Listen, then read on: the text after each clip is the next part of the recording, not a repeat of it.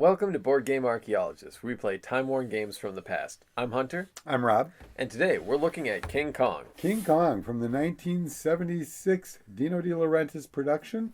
Rick Baker, guy in a suit kind of movie. Great for its time. Didn't age well personally for me, but I'm still a huge fan because it was an important film during my lifetime.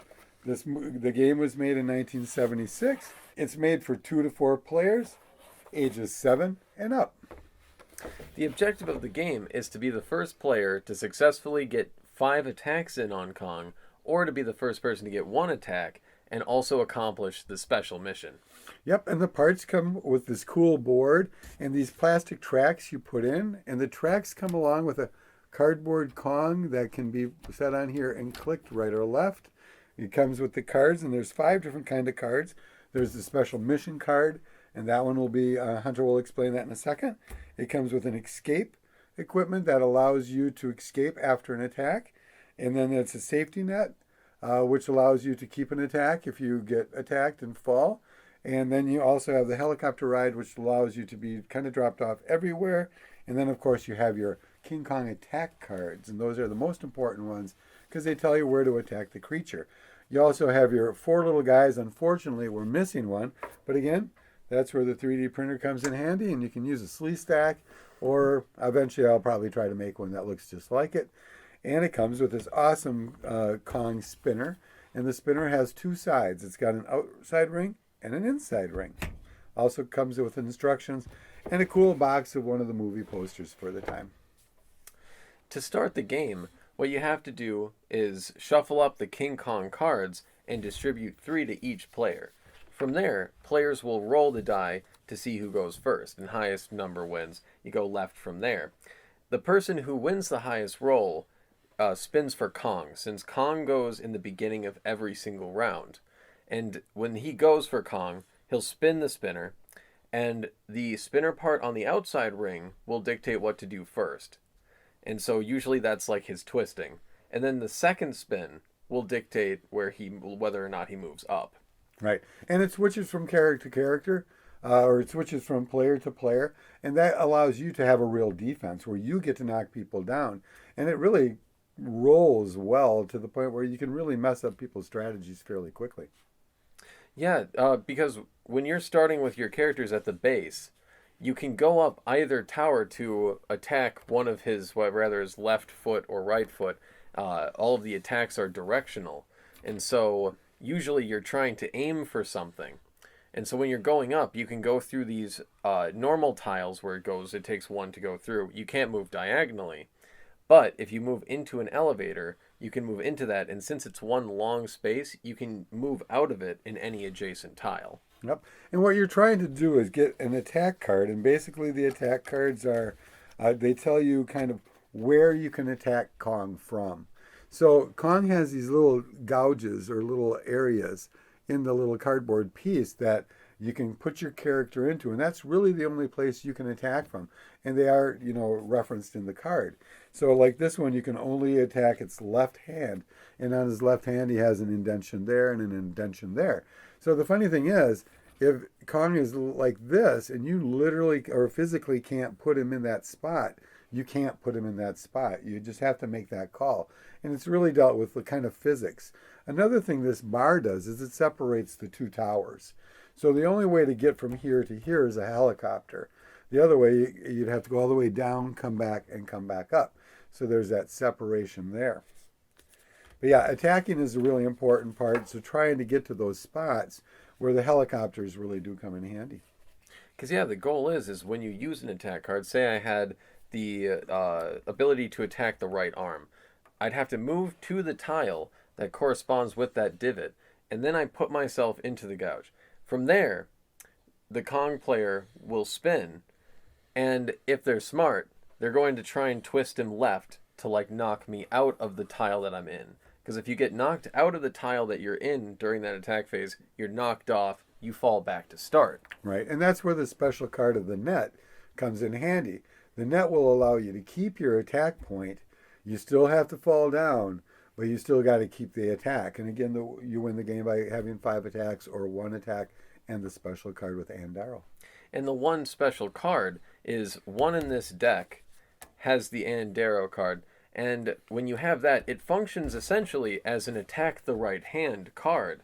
However, if you get it along with one normal attack, you just win the game. Yep, yep. And it's just like the movie, whereas if you save the girl, you win the game kind of thing. And Kong can make it to the top. So as you're playing, not moving Kong up can actually be harmful for you. If you accidentally roll and it says move up 3 and Kong makes it to the top, everybody loses. So what'd you really like about the game?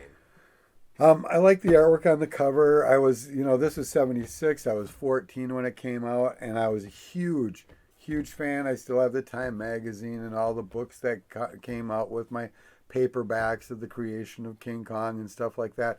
Like I said in the opener, it aged kind of for me. I'm a stop motion fan. The 33 Kong is my absolute favorite.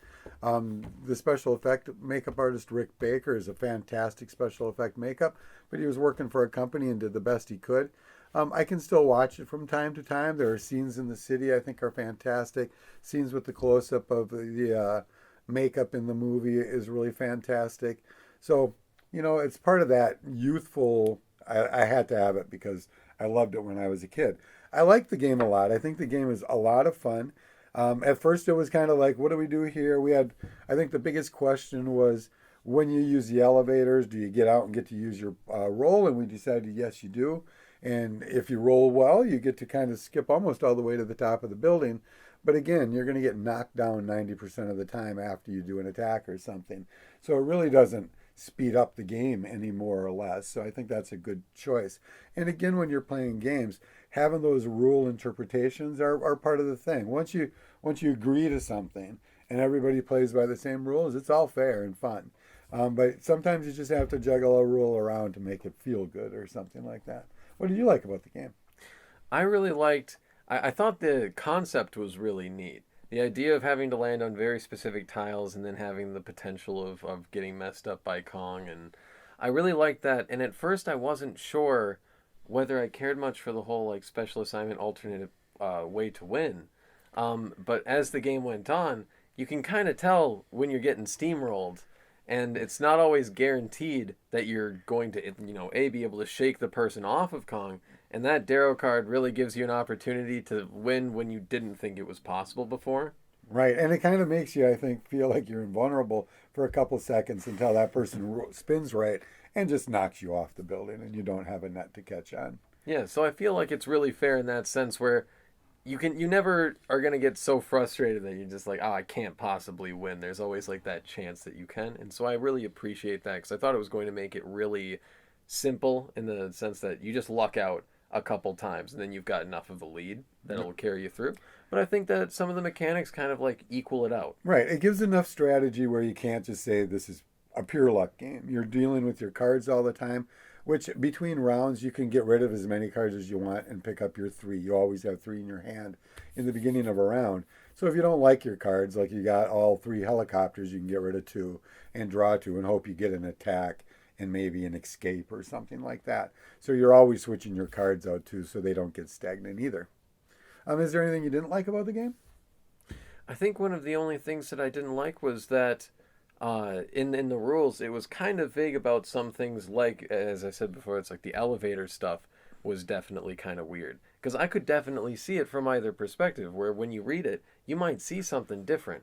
And I think that overall, the whole concept of when you agree with people over what the rules are, that's the best possible way to do things. But I also like it when things are written out in stone because it makes it so much easier, I think, on the player. Right. And I think it's funny in the same breath.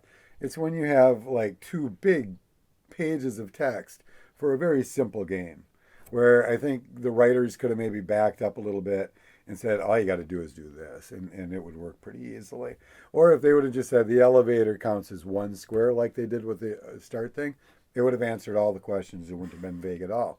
So I think, again, that's the important part about writing games is sometimes the instructions are a little more vague. We had the same thing with, I think, the $6 Million Man.